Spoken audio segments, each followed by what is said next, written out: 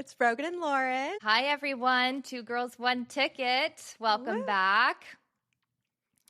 Excited for today. We have so many fun things to talk about, and I am loving this dark, cozy day. If only it was 20 degrees cooler.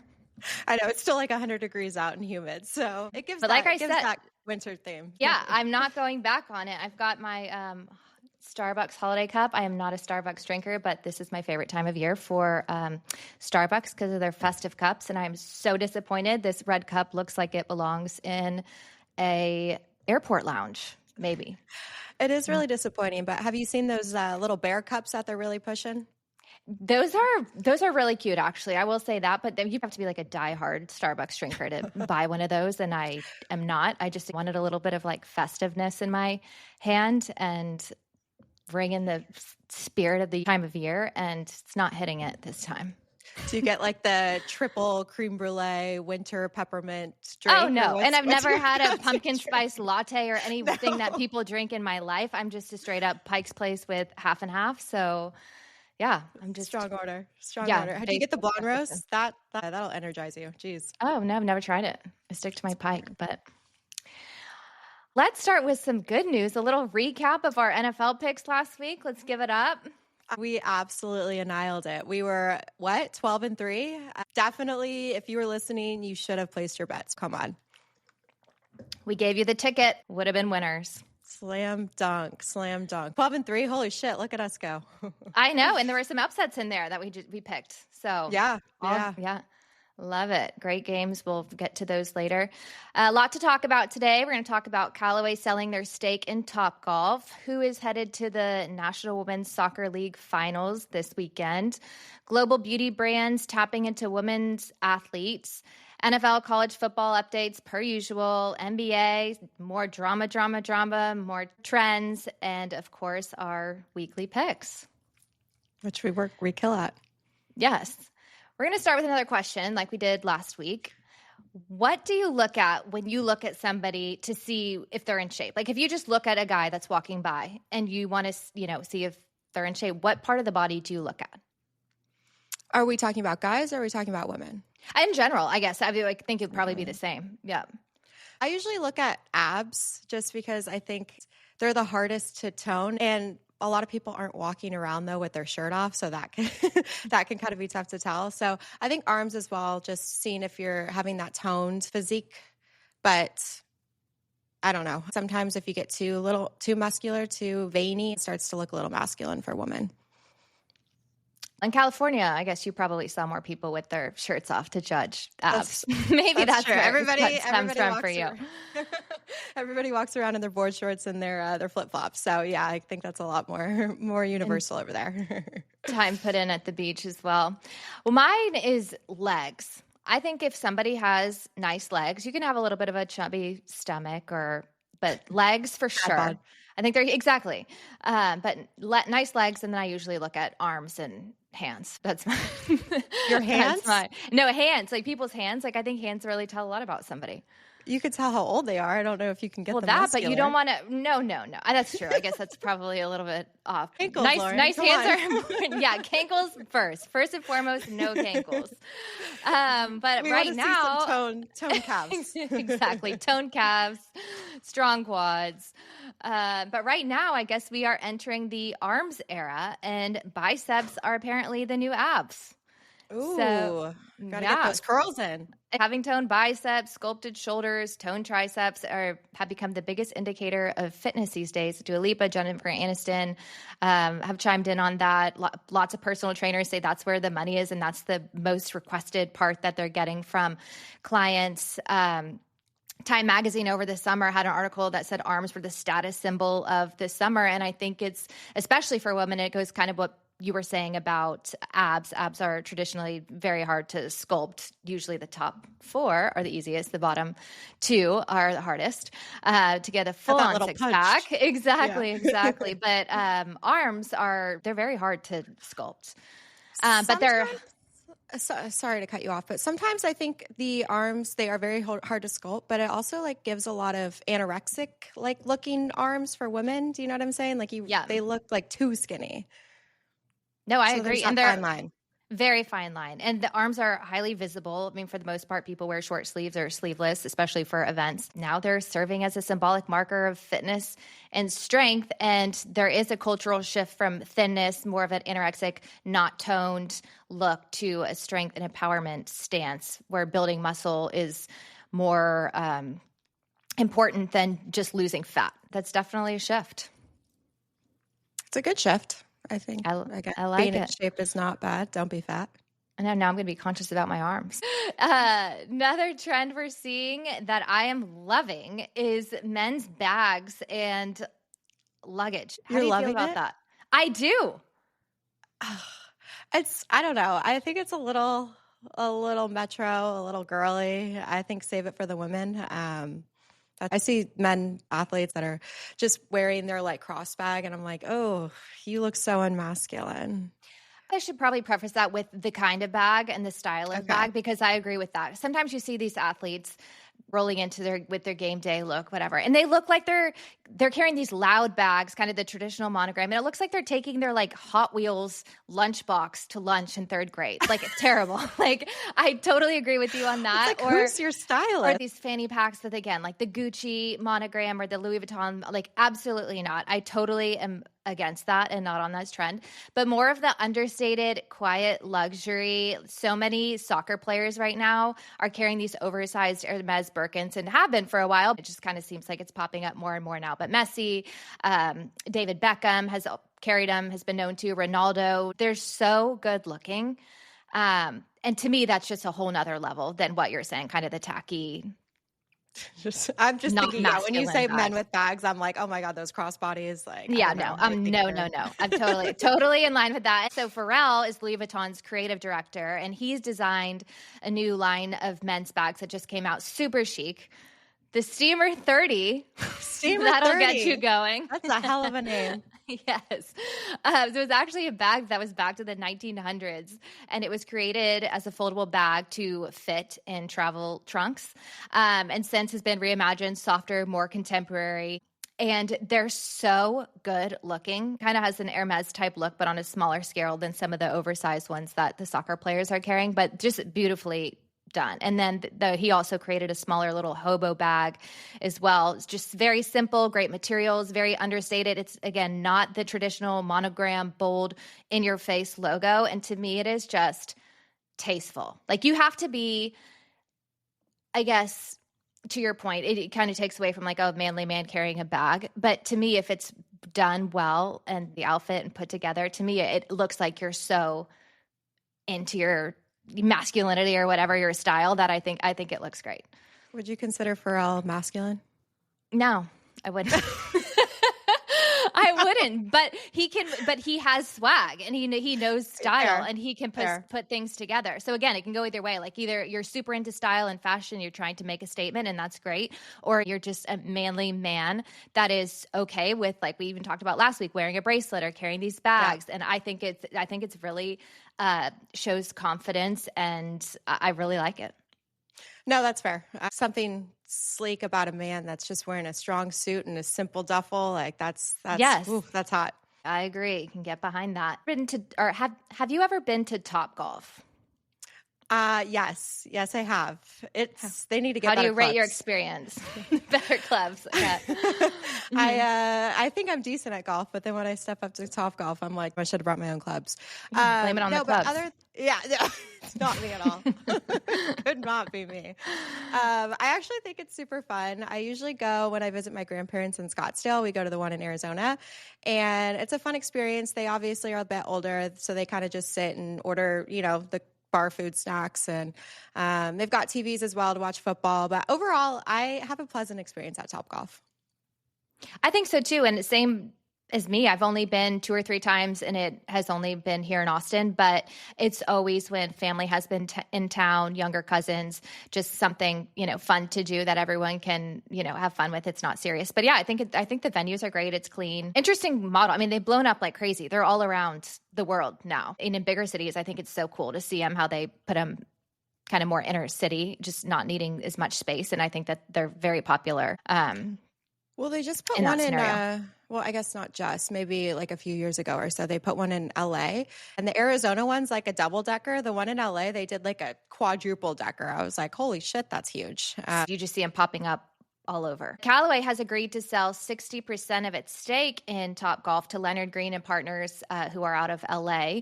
And the deal values Topgolf at $1.1 billion.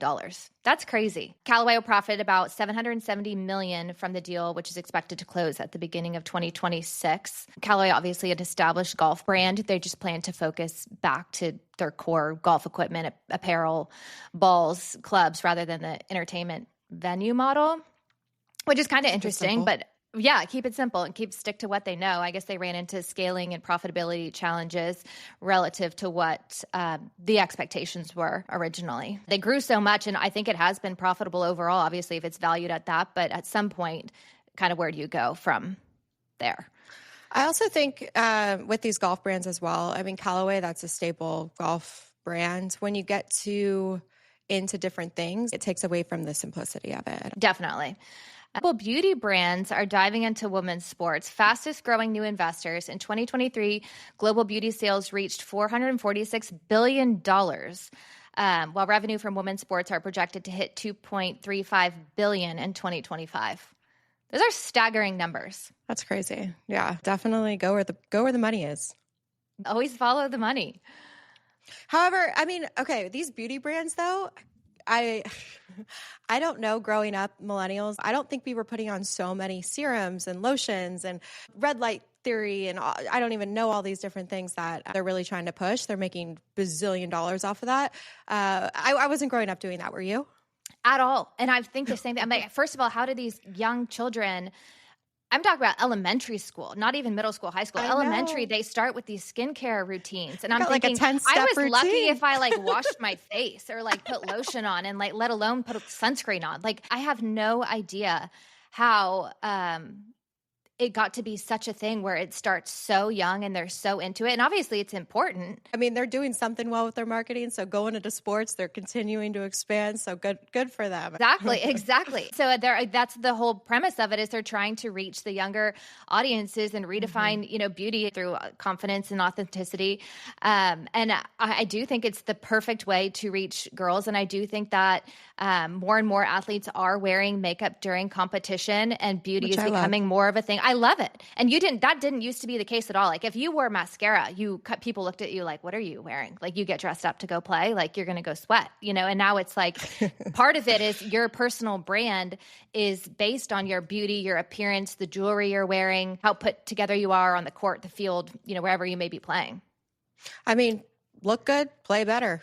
What's the saying? Exactly. Look good, feel good. That's, all the above. So they say, get up every morning, get dressed, put on your makeup, and regardless of what you're doing, you'll have more confidence, be more productive. So maybe it translates to competition as well. It has to. I think it's look good, play good. SKIMMS has secured new funding, $225 million in this round, led by Goldman Sachs. Is now valued at $5 billion. For such a young company, founded in 2019 by Kim Kardashian and Jens Grady and Emma Grady, it's wild. It's 2025. It's 6 years. You're a $5 billion company. The brand did $750 million in sales in 2023. And obviously, they're continuing to scale globally, and obviously now have their collaboration with Nike. It's wild. Kris Kardashian, talk about marketing genius. She has done that with all of her children's businesses. So good for her. Good for them. Yes. And regardless of what the product is, even Kylie and her makeup, I've never tried it, but their branding stands out. And SKIMMS, I'm not a huge fan of the product, but you have to give props for the way that they position the branding, the stores, all of it. It's unbelievable. They have stores in LA, New York, Miami. There's actually one here in Austin at the Domain. I've never been to it, but it was one of the first physical SKIMMS locations, which I thought was interesting, that Austin of all cities. And then London and Dubai will be next. Good for them. Yeah. So SKIMMS just dropped their part 2 of the SKIMMS by Nike collection, which I thought was so cool, designed after a speed skating look. So Judah Leardom, 7 times world champion speed skater, was in the campaign. She's beautiful, like stunning. Isn't she the one dating Jake Paul? I think they're recently engaged. I think I saw in March that they were engaged. Why would she do that to herself? She is stunning. She is. Come on, you can do better. Stunning. I've always loved watching speed skating at the Olympics. It's fascinating to me. And talk about good shape. And that's kind of a not so mainstream sport that you hear about. So I love that SKIMMS did that, designed the look after it, and just something so unique and not traditional. They are some powerful athletes. Legs, back to the legs. You've got to have some strong legs. The way that they get so low to the ice, fly. She's from the Netherlands. Interestingly enough, she's named after a German windsurfer. I guess her dad was very interested in windsurfing, and that's where her name came from. Originally played field hockey and then got into speed skating at the age of 11. So she's won medals at the Olympics, world champion. Pretty cool. She is stunning. She really is. But the campaigns around the line I thought were very, very well done. So check those out if you haven't seen them. USC has been hitting our topics quite a lot lately. Not just because of me. I'm not making them up. So. Maybe it's on their own accord. Yes. Juju Watkins makes history as the first college athlete to invest in a women's professional sports team. And guess who? None other than the Boston Legacy, our team. You and your soccer. But yes, because of the crest. That's why I like them. Our new team comes after her investment in a 3-on-3 women's basketball league, which I would go with the soccer over a 3-on-3 women's basketball, but good that she's investing nonetheless. Super exciting. I think that's another value that NIL brings. So good for her. She's already starting to play, be an investor, business-minded. I love it. And putting her money in the right places. So many athletes you see just blow through their money or, buying cars or jewelry, helping support their families, which are all great, to some extent, but to put money back into sports and surely have a return on your investments is the much smarter route to go. So good for her. I think that 3-on-3 is trying to really entice people from the WNBA to join that. I think they really tried to pay Caitlin Clark as well. She ultimately wanted to, stick with what she knew, the WNBA. But I do see that being a good investment long-term as it continues to become popular. I think you're right. It will grow on trend with the WNBA, especially if a lot of them are getting involved. It'll be interesting to see both. New York's Gotham FC is heading to National Women's Soccer League finals after scoring in the 97th minute. Very exciting game. Brogan, that would have been a good one for you to get your footing on. I'll get you watching soon. I still don't know what soccer. No, I'm just kidding. I know what soccer is, but still doesn't excite me. Not yet. I know Boston is now our team, but then I found out that Eli Manning is an investor in Gotham, and I usually have to do what he does because I absolutely love him. He should have gone on my list up there with Federer and Kate Middleton and Michael Jordan because on the football front, I just love Eli. It's absolute legend. Legend.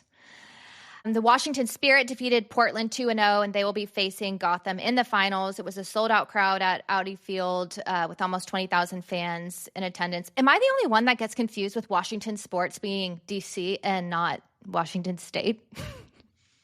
I think no. I think that's the fair thing because I obviously know that it's D.C., but for some reason, my mind always just my first thought is Washington State. Like I have to actually think about it. I'm more of a West Coast girly, so that's where, again, my mind goes. I don't think of, like, the Commanders, D.C. I'm like, I don't know. Yeah, exactly. Anyway, so Francis TFO and Ben Shelton were there supporting. Ben Shelton is dating Trinity Rodman, who is a forward for Washington. She's often seen courtside at his tennis matches supporting him, so nice that he pays it back to her, and she's making quite a name for herself. And then TFO is actually from Maryland, the D.C. area, and is a big fan of D.C. sports in general and good friends with Shelton. So he was there too. Love to see the men showing up for women's sports. I think that's going to help in a lot of ways to spike interest for people. Overall, the National Women's Soccer League attendance has exploded. It's up 400% since the league launched in 2013. 400%. That is crazy. Why do you think that is? I think it's just spillover. Soccer is the world's number one sport. The U.S.'s women's national team has been a global dynasty for years. So you kind of already have a built-in fan base, international audience spillover, because it is such a worldly sport that even, people abroad tune into it. And then the massive player recognition, Alex Morgan, Trinity Rodman, Sophia Smith, they're all, people that have their own followings. And WNBA really hasn't been... It's okay. I'm just kidding. I've heard of Alex Morgan. I don't know about the latter, but right. But I mean, again, it's just likewise kind of what you're familiar with, and obviously you're more familiar with WNBA and basketball in general. WNBA hasn't been quite as much of a global powerhouse and a national team brand in the same way, which again just goes back to soccer being so international. The aesthetic of soccer has taken off so much with Gen Z, a little bit more so than the WNBA. I think that goes back to some of the stuff we even talk, even like the beauty and everything just kind of has been streamed more through soccer, I feel like, than basketball. I don't know what your first sport was when you started playing sports, but I was super young and my parents would put me into soccer and AYSO. So I think it is more like pushed on you when you're younger. Mm-hmm. Definitely. My dad played soccer in college at Syracuse. And he was a great soccer player. Such a huge soccer girl. No, I mean, I guess partially I've always liked it. And then my uncle was very good, almost with professional, could have, and chose a different route. But we never played soccer growing up. I went right into... He was so tired of it. He was like, oh, I need to watch something else. I went right into a short-lived dancing career. And then I moved into the next Dallas tennis. Cowboy cheerleader over there. Oh, yes. Yeah, since my personality is so... Pom-poms. Show-worthy. Pom-poms. Yeah, exactly. But then I also think the venues and atmosphere for soccer, it's a lower barrier to attend soccer games. There's outdoor stadiums, very family-oriented, seasonal weather, and the stadiums are just smaller and more eclectic. And so it feels like it's sold out and more hyped than really it even is. But a WNBA, 10,000 to 20,000 seats, it looks empty unless it's packed. So I think, again, that also makes people look like, or from the outside, look like there's not that much interest, when really it's just the result of the venues. Then their summer schedule competes with MLB, travel, vacations, just other things that I think take away from people attending WNBA games, which that's not their fault. Mm-hmm. So I don't know, but it's good that they're both growing. The final will be this weekend, so this will be your chance. Washington Spirit, Gotham FC, Saturday at 7 Central, Brogan. Tune in. Okay. Well, you got to text me and let me know. So well, we're going to have some competing big football as well, so... I was going to say, you know where my priorities lie, so yes. I don't know about that one. yeah, exactly. Catch the replays, the highlights. There you go. In the soccer world, Cristiano Ronaldo is set for his 6th World Cup, and it will be his last, he said. He's given everything to football or soccer for 25 years, and he says he has a year or two left. He is an absolute legend. Did you see that ring that he gave his his long-term girlfriend? I'm blanking on her name, but I mean, he probably was like, saw that thing. Georgina. I made it. Georgina. Have you seen that rock? It is a rock, like an iceberg. It's massive. And she waited long enough for it. I mean, they have kids together. Yeah. They've been together forever. She's been there with him. I'm sure they've had their ups and downs, but she deserved it. I absolutely agree. And it is stunning. It is. I would be scared to even have it on. I don't know. But. Yeah, I know. Not so much of an easy everyday ring, but no, it's fabulous. That'll work on your arm muscles. So Exactly. Built-in weight. Georgina was actually in attendance with Ronaldo last night at the White House for a dinner with Trump. Elon was there, and the Saudi crown prince. Interesting crowd. What a group. I know, all kinds of selfies and things circulating. Wonder what the conversation was like at those tables. I wish How fun I would was that a be? clown that I mean, long. exactly. What a blend of people and personalities. And Ronaldo and Messi, very diverse. Ronaldo and Messi are the first players ever to appear in 6 World Cups. That's a really good stat too, considering the spacing between each World Cup. I mean, that's long careers. World Cup fun fact, the country of Curacao has clinched a spot in the World Cup, a little Caribbean island. The population's just over 150,000 people, which is the smallest nation to ever qualify for the World Cup. Is that not interesting?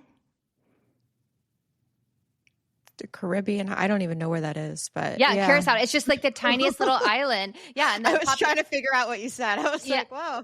Yeah, where? it's just this really small little island. The population is smaller than Charleston, South Carolina. That's pretty cool. Good for them to have that much talent on the island of 150,000 people to make a World Cup team. That's awesome. They're a very athletic crew. So. Very athletic crew. I guess we'll have to wait and see what the World Cup song is going to be this year. That's always a big thing. And speaking of songs, this is just a little fun fact that I was actually really impressed by. 84% of the Billboard Global 200 songs went viral on TikTok before hitting the charts. That's insane. Yeah. Insane. No. I mean, TikTok, I love the way they like tie the visuals into the music and everything. And I also know that they're bringing back old songs. Are you familiar with the Zara Larsson? So I had to look her up when you sent me one of the clips and I have heard some of her stuff, but I did not remember her. But you're also so much younger than I am, so our college timelines don't line up. I just remember in college, like I used to bang her in like 2017, every frat party they were playing Lush Life. It was great. And then all of a sudden I started seeing her on my feed again on TikTok and I was like, they're bringing her back. I love it. I love it. It's a lot of room for opportunity, a lot of room for new artists as well to get discovered. And that is an awesome stat. Totally. And from the content side, I'm still so new and elementary in TikTok, but it is an incredible platform. And I always thought it was just for younger kids. I never even had it before this podcast. I have it. but that's what I'm saying. But I'm actually stunned at the amount of people, even from our post the other day, Texas and Georgia, the majority of people commenting were older men. But from the content creation side, to your point, the clips that pop up and are generated for people to post. It's unbelievable how quickly they can match, a song to the content. And then these clips of the songs are what the foundation is for modern hits. It's unbelievable. And you do start to hear the songs over and over and over, and things start trending based on the music that goes with it. It's unbelievable. There used to be Vine back in the day. Do you remember Vine? I do, but that to me, I never had that either. And it was so short-lived that's what I was going to say. Like, I think they miss their opportunity because TikTok has definitely capitalized on that. So, and even for sports and news and things like that, like I'm not on TikTok or, necessarily scrolling through for just random content. The sports stuff, the news stuff, and also the things that people post that you don't. It takes a little bit to get. It's so almost like live news feed. It's not. It totally is. That's where I get my news first. But it is interesting the way the algorithm works. It really is. It's incredible. But I thought that was a very interesting stat with the music. Speaking of music and your Disney band, they're going to strum it up for race week in Vegas. Gonna get crunk to Mickey Mouse. It is race week. Yes. So the Disney band will be performing the national anthem on race day, and then they're going to do a performance with the Bellagio fountains. How beautiful. Viva Las Vegas. I just don't understand that collaboration. I still don't get it. So we'll have to see how it turns out. I have no idea, but I will be definitely peeled to seeing how that works. Yeah, Mickey and Minnie just pumping all the racers out. Hopefully they do well. Verstappen is the favorite to win, so we'll see how the race goes. It's always a fun course to watch. It is just so new, and they race at night with all the lights. My dad went to the first race that they had a couple years ago, and he said it was the coolest experience. Yeah, I bet with the lights and everything. The Sphere had a really cool image right now to obviously promote race. It's just super cool. I just think other than it being cheesy in Vegas and that it is the Disneyland, it does seem like a cool place for a race. If you don't like F1, you got to watch it just for the Disneyland. Come on, guys. So Yannick Sinner won the ATP Tour season final, beating Alcaraz. This is his second consecutive ATP final title. Good for him. And Alcaraz still ended the season ranked as 1. I love my little Carlitos. Good for them. Back to my list of favorites, Roger Federer to be inducted into the Tennis Hall of Fame in August in Rhode Island. That was only a matter of time, but I cannot wait for that one. He deserves it, and I cannot wait to see who his presenter is and what he wears and what he says, and I will forever love him. He's awesome. Love him. All right, let's shift it to some college basketball. What do we got? Oh my gosh. Did you see that Iowa State's Audie Crooks, she was feeling sick or something, and she dropped 43 points in just 20 minutes. That is a single game scoring record. That's an incredible stat. I watched a little bit of clips and things, and she was freaking phenomenal. That is unbelievable. While not feeling well. She was like, get me off the court. I want to win, but get me off. Let's see how I can add value as quickly as possible. So, and she sure did. Yes. Now, my highlight from college basketball, 8 people ejected from a women's game between Duke and West Virginia. Complete scuffle on the floor. Left West Virginia with 5 players for the rest of the game after 8 of them got ejected. Yeah, you better hope nobody fouls out, because that would be forfeit. I don't know. Play with 4. I don't know what the rules are there. Unbelievable. But, I mean, brings back memories of your favorite girl. I was going to say they're modeling their career after Angel Reese. So. Exactly. It's not a good influence to have. No. Duke men's team beat Kansas at Madison Square Garden for their first ranked win of the season. I'm sure they'll keep up their streak. Powerhouses. So fun to watch. NBA, Draymond Green got into a little bit of a heated scene with a Pelicans fan that was sitting courtside. This guy. So Draymond is the male version of Angel Reese, by the way. Yes, he is. And turns out the fan was taunting Green with chants of Angel Reese because he had several rebounds and hadn't attempted any shots. So it's actually hilarious that A, this Pelicans fan made that reference, and B, that Draymond went over to confront him for being called a woman. He's always fighting somebody. So that's the entertainment that he brings to the court. Yeah, he's fighting, not his he's actual whining, complaining. Always something. Steph Curry has officially ended his run with Under Armour after 13 years. What do you think of Under Armour? I don't think I've ever owned anything from Under Armour. So I don't think I can have an opinion on it. But at the same time, I think that is my opinion.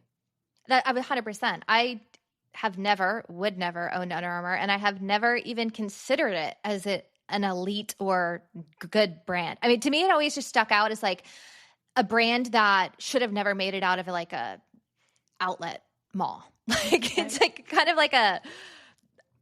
there's nothing good about it. Or something. Exactly. New Balance that everybody's wearing these days. Yeah, but New Balance is kind of trendy, and they've had their time of up and down. Yeah, exactly. But the Curry brand and his logo will continue separately, and they're currently looking for another partnership. There's talks about a massive deal with Nike that would even be bigger than LeBron's. So I'm sure there are a lot of people talking to him, but that will be very interesting to see where he lands. It was so wild to see the day it was announced that he split. He showed up to his game in Nikes, which a not just big Nikes, upgrade. Kobe's, that's right. We've got to give it up to one of the greatest, a legend. I mean, Steph has to be one of my favorite basketball players of all time. Well, next to Kobe, obviously, rest in peace. That's just going to continue to elevate his game. There's such a different shoe. I think we'll see how that plays out. Totally. And then he showed up at last night's game against the Orlando Magic, giving tribute to 2 Orlando legends, which I thought was awesome. He arrived at Reeboks, the boxy, old school, high top, classic shape, black and white shoes for Shaq. And then he switched to Nike Air Penny 2s, yellow and black. Pretty baller move. And obviously the Penny 2 was an ode to Penny. But baller move and way to make a statement for your segue out of Under Armour. Trying them all out, seeing which one works. And speaking of pennies in a different form, the penny officially died last week. Or earlier this week. I saw that. Yes, 232 years old in Philly. How does that What a work, day. though? How do you kill off the penny? Is everything these old folks? So I had to think about that too. I guess it was more about irrelevance and expensiveness. Nothing can be bought with a penny anymore. And the cost to produce a penny is now more expensive than the actual worth of a penny.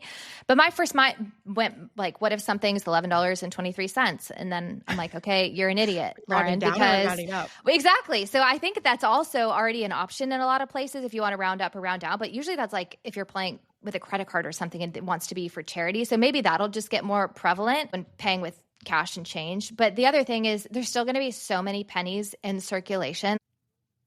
I don't think they're going to run out. Exactly. But I didn't even think about that from the start. I was like, yeah, exactly. I'm like, there's no more pennies. We'll never see a penny again. Exactly. I had to think about that too. But kind of interesting. 232 years. Long live the penny. How many pennies do you think there are out there? That's a very good question. We should follow up with that. Okay. That's on you to find out that fact. Devin Booker has some great shoes coming out, but he debuted the Nike by Converse basketball shoes. First time ever that Converse has made basketball shoes, and they are awesome. They're black and white, traditional Converse looked like they had a little bit of a lift. They looked super, almost like fluffy, like padded, low cut. They were so cool. I just love, to me, it's kind of like shows the personality of some of these players that wear such different and creative shoes. Obviously, their uniforms have to be the same and all that. So when they put on shoes, or baseball players and their cleats, like I love it. I just love to see what shoes people are wearing. When I think of Converse too, I think of like old school basketball, and I think that's kind of cool. So they kind of wrap them up and throw them over the court or over the lines, over the lines. Yeah, totally. Yeah, okay, now to our favorite topics. We're going to start with college football. Brogan, I'm so excited for this. College game day is headed back to Eugene, and you and I are going to have to be set for this massive game. My Oregon Ducks and your USC Trojans. That will be a hell of a game. I could not be more excited for it. Come on, both of the teams, powerhouses. First time playing each other since 2015. Ducks are favored to win. Both teams have an opportunity to make a big statement. I cannot wait. It's going to be such a good game. Based off of how USC played last weekend, that huge comeback against Iowa, I am super excited to see how they'll perform against the Ducks. They are going to be hyped up, coming off of that win, going up to Eugene. Ducks are going to come out being the Ducks. It's going to be good.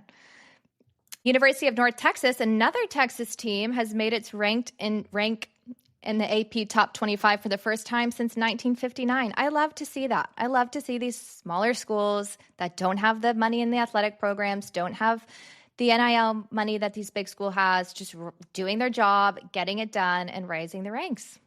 Old-fashioned hard work right there. I love it. Aggies, what a comeback against South Carolina. Did you watch that game? Can't say I did. Oh, miss. Well, they're the only team in the SEC to come back from down 27 points in a conference game in the last 33 years. It was an unbelievable comeback. And of course, in my mind, I'm thinking, would I love to see South Carolina beat the Aggies and give them their first loss of the season? Yes, I love the underdog win. However, I did not want the Aggies to roll into Austin next week and have just lost to South Carolina. It's going to be so much better when Texas has just lost to Georgia. Aggies just made a 27-point comeback to win, and they're still undefeated, and then they're going to come back and beat Texas. That's how I envision all this happening. I mean, that's a great plan on your end. Yeah, just the Aggies, I can't get behind. The South Carolina, they're like the fake USC. So I didn't watch that game, but it'll be interesting to see how the Aggies perform this weekend. I'm not an Aggies fan at all. Like, we know that. But I will give it to the program making such a turnaround after last season, and winners win. You can't fault them for winning. Did you see the sheriff that ran into the two players in the tunnel and that was relieved from the game? It was so intense and so uncalled for. And of course, ducked down, went into it, I watched it a few times when it happened. And I was like, what in the world? Why was he going through right at that moment to begin with? And why didn't he step to the side and let them pass and go proper respect? Turned around, literally tried to start something. And of course, our friend LeBron spoke out on it, saying, oh, he needs to be fired. Thanks, LeBron. No one else had that thought. What are you talking about? No one would have ever known nothing. That. Exactly. He knows nothing. The guy did get relieved from the game, obviously, and I'm sure he will be fired, and as he should be, because that's just unacceptable behavior. But you think again, fired? From for being a Ranger? Oh, I think so. I mean, you can't act like that. Like, unless he had some reason you have more respect. And they weren't doing anything wrong. Like, there was no reason for him to get that heated back Maybe at they them. said something because he ran into the. Yeah, he was going through the tunnel, but I mean, they were just minding their own business, walking. Right, but they were just walking. Like, it was just such a weird encounter. I just thought it was funny that LeBron of all people, right, could be, was making headlines that he had to go. I'm like, yeah, I'm sure a lot of people have that thought too, but I'm glad LeBron brought it to the forefront. Just, the forefront of news there. Texas versus Georgia. Like I said, go Dogs. How great was that? That was actually hilarious. How do you think Arch played that game, actually? I think he played great. I thought that he was not the problem at all in this game. He had receivers that could not catch the ball on good passes. They weren't low. They weren't misthrown. The receiver didn't have to do a lot of work. Straight up could not catch the ball. That is not his fault. I know. I was talking to my brother about this, and he's like, well, he does throw like Uncle Rico. I was like, in this situation, his receivers could not catch a pass. Yeah. So it was sad to see. Yes, was not Arch's fault. I thought there were so many problems, but at the end of the day, they just lost. Georgia was a better team. And Kirby Smart summed it up after the game so well in his post-game interview. His exact quote was, a lot of these kids want a check. They don't want physicality. If you have the check and no physicality, you end with nothing. You're not just getting checks at our place. We're hitting people. That is exactly right. They are there. They're physical. They're hitting people. Nobody looked like they were just showing up to get a check and not performing or not living up to what they are getting paid. And I do think a lot of kids just want the check and the flash and kind of slow their roll through, the season. And that's not the mentality at Georgia. I'll add to that. I think these players have worked their ass off their entire lives. And then when they do get flashed this money, they kind of lose sight of what's important. So I think that could be a thing. But yeah, the Georgia just looked a lot better, unfortunately. And part of it goes back to the coaching style. I mean, Kirby Smart's coaching style and play calling ran circles around Texas with his plays. That onside kick was incredible, well executed. Sark has to get an offensive coordinator. He just has to. I don't care if he wants to call the plays. I don't know if he's capable about it. He's got to change something because it is not working. Agreed. Lane Kiffin, where is he going to land? I thought he was always going to be at Ole Miss. He's building something great. He's kind of creating a legacy. Everybody kind of knows him. He's in all the news articles. So it's very interesting to see that he may be, acknowledging LSU. I don't know. Do you have an opinion on it? Yeah, I kind of thought the same thing. I think that he has the potential, and what he's started doing at Ole Miss is to have a legacy, have a Saban legacy. If he can establish a program that can win national championships, win SEC titles, all of that. And I think he's on his way to do that. Has he done it yet? No. But obviously his team right now is doing well. Ole Miss has allegedly given him a deadline to announce whether he's staying or going, and he has to answer by the 28th, which is only fair. I mean, and Kiffin said that the deadline is not true and denied it, said that they haven't given one. But he's in the middle of a season. He's got big games coming up. There's a lot on the line. Imagine the disconnect that creates in the locker room between the team, the players, the coaches, the recruits, people that are, committed, thinking that he's going to be the coach. It shakes up a lot of things. And I just think overall it's such a big distraction to be happening at this time in the season. I don't know why he just doesn't turn those rumors down, essentially. Unless he really is exploring the other schools. I bet there's a little bit of both. I think it's interesting to see what you would be able to get somewhere else. I mean, why not? If he left, he would only owe Miss $4 million, which usually would be taken over by whoever hired him. So he doesn't really have much of anything to lose to see, what another program would offer him. You always say, oh, well, it's not about the money. But at some point, money moves. It is about the money. Yeah, it is. It's always about the money. So, I mean, there's no reason for him to not explore what a Florida or a LSU or somebody, Giants, whatever. Yeah, exactly. I just think there's so much riding on that decision for the school, like I said, in the middle of the season. And there's a lot of dominoes in play. So I'll be curious if there is a decision made and declared by the 28th, because it's getting ridiculous. I agree. There needs to be some sort of system. There's nothing for coaches that stops them from seeking other positions during the season or seeing what's out there, which obviously is not the case for the players. They have, their whole system. I feel like there should be something in place for coaches to stop all this, going on during the season. Virginia Tech is hiring James Franklin as their next head coach. I saw something that was pretty funny, and it was Sark being referred to as the Southern James Franklin. And it was like elite running backs. I don't know if I would like that. Yeah, exactly. Not a good comparison, but the things that were outlined for elite running backs, can't beat Ohio State, won conference in the third year, Mickey Mouse offense, elite resources in recruiting, plays it to the competition level, elite quarterbacks, lost in the semis to gold helmets, which was so random, has beaten Michigan, disaster in the red zone. Those are I thought it was kind of funny. Highlights. Not good highlights, but I'm like, hey, and maybe next Sark will be looking for a new job at this rate.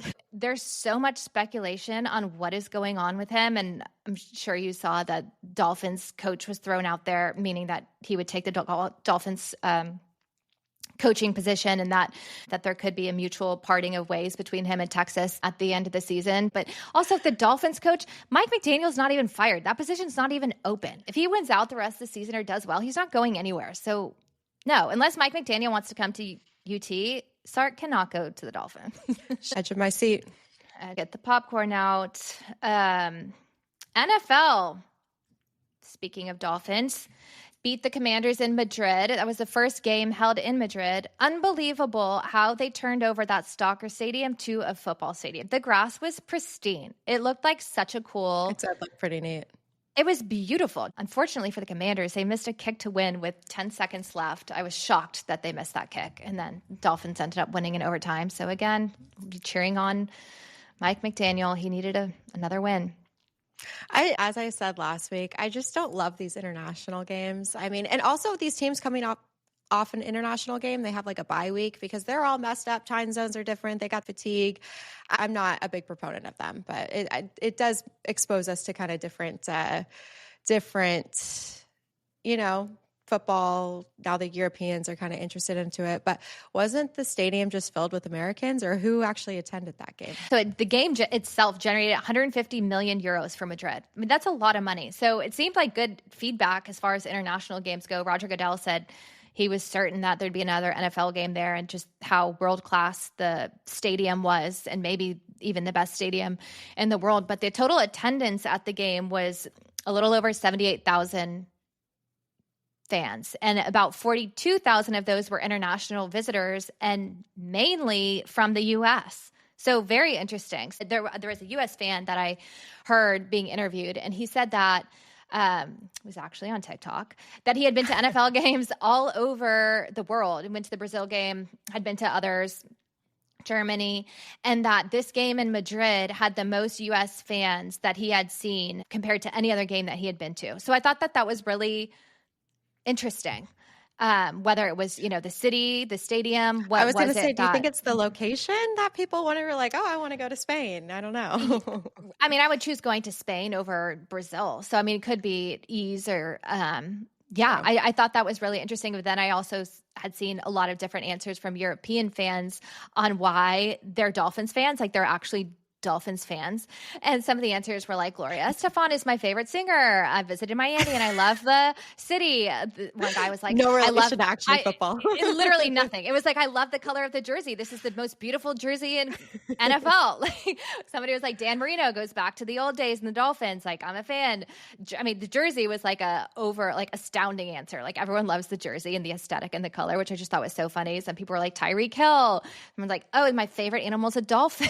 It was just so funny that it really had nothing based on that actual may have been football. My favorite. Yeah, exactly. So overall, it seemed like it was a positive international game.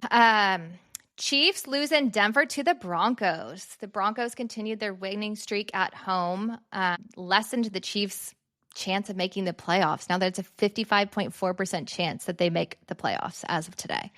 It's been quite a long time. Keep winning that offense. I know they are on a streak at home. Chiefs They've haven't got to missed the pray to playoffs their since defense. 2015. So if this is their year, I don't know what's going to be said about that. Sorry, Taylor. You could have performed after all. Turns out it wasn't that crazy. Lions versus Eagles was a great Monday game. Fly, Eagles, fly. I told you that. I hate that saying. My favorite was when the Lions scored a touchdown and then they got an unsportsmanlike conduct penalty for celebrating, which resulted in a 15-yard penalty. And then they missed the kick for the extra point. Like that, only the Lions would do that. Tough. And it was extremely windy. So obviously tough conditions to kick. And he missed it, which again, the importance of a kicker, and the conditions did not help. But it was a good game overall. The Lions defense looked great. Two really good teams, and I'm sure they're going to end up playing each other in the playoffs. So we'll see how that ends up. Bears are leading the NFC North. Not on my bingo card. They've won their 5th game of 2025 after trailing with less than 2 minutes to play in the fourth quarter. That's a pretty good feat. Yeah. You don't always hear strength and Bears going together in this case. and the football terminology. Exactly. In this, yeah, exactly. In the wild, different. In the wild, yes. But good for them. We'll see how they finish out the season. Cowboys came to play on Monday in Vegas. Jerry could not have looked happier up there in his suite. That's what he lives for, They just got to go to Vegas. He loves all the show. That's probably right. That's probably why he was in such a good mood. It was the happiest I've seen him enjoying a game in quite some time. And a win is a win, even if it's to the Raiders. But good for the Cowboys. They needed that. Carlos Sainz and your boy Lando were in attendance ahead of race week. It was kind of cool to see them there. They're enjoying the American football. A lot going on in Vegas this week.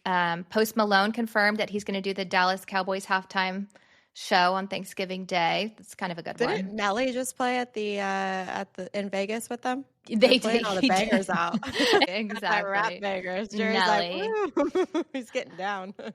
Scataboo, our boy Scat at the WWE event. What is he doing? Monday Night Raw at Madison Square Garden. Embarrassing.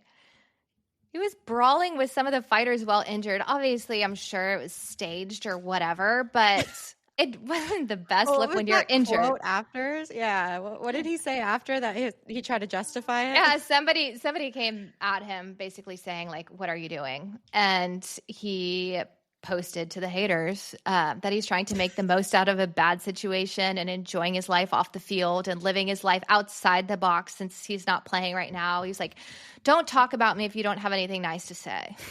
Well, he's like, how do I stay relevant? And instead, I'm going to just cause chaos everywhere I go. That's definitely not a good look. So try something different. It was a little bit reckless, but I still like him on the field with Jackson Darts. But I mean, he's a giant. So he's got to reel it in a little bit, though.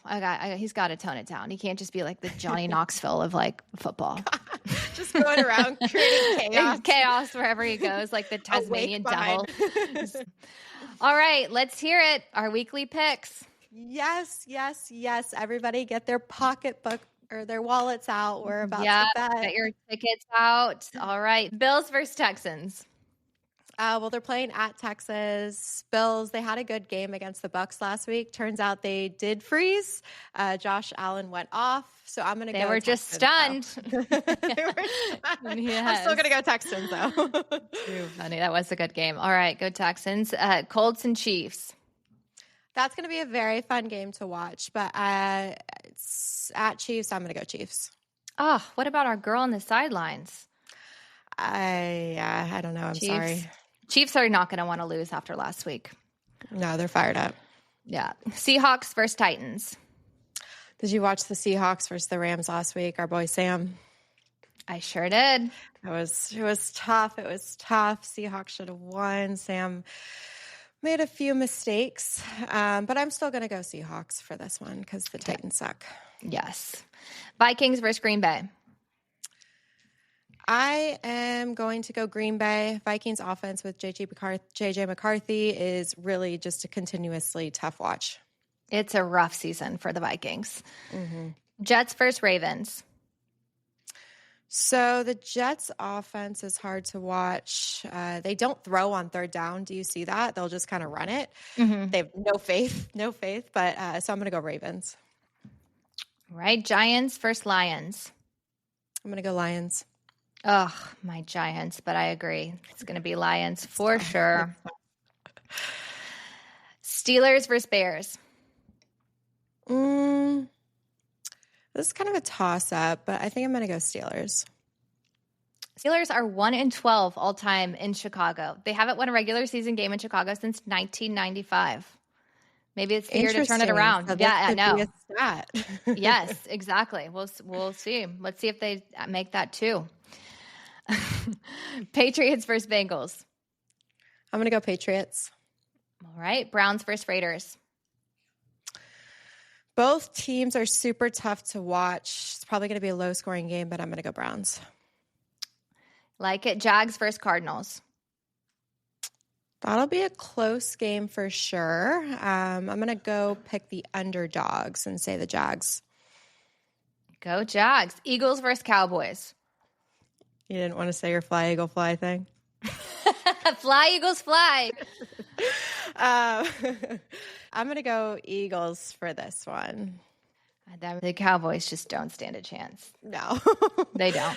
They really don't. But it will be fun. Their win from Monday is going to carry. I don't think Jerry's going to be grinning up there the same way he was in Vegas. No. Just hanging Nelly, but no. Exactly. Falcons versus Saints. This could be anyone's game. I'm going to go Falcons. All right. Bucks versus Rams. I'd really like to see the Bucks beat the Rams, but I don't think that's going to happen. So I'm going to go Rams. It'll be a good game. It will. Panthers versus 49ers. I'm going to go 49ers on this one. Okay. That rounds it out. Can't wait to see how we do. We've got a lot of winners. A lot of winners. It's going to be a great weekend of games, including soccer. Oh, God. Yeah. But remind me about that 7 p.m. exactly. game that I'm not going to watch. All right, everyone. Well, thanks for being here with us. Don't forget, follow, like, subscribe, interact with us. Tell us what you want to hear. Do all the above, follow. Also, I need to come up with like a sign off. I was talking to my dad and Adam, and they were like, well, what's your sign off? I was like, well, last week I did ciao. The week before I did ta-ta. So y'all let me know which one's better. Okay. That is going to be a question for the people. For the people. I love it. Yes. All right, everyone. Enjoy the rest of your week. Ta-ta, ciao.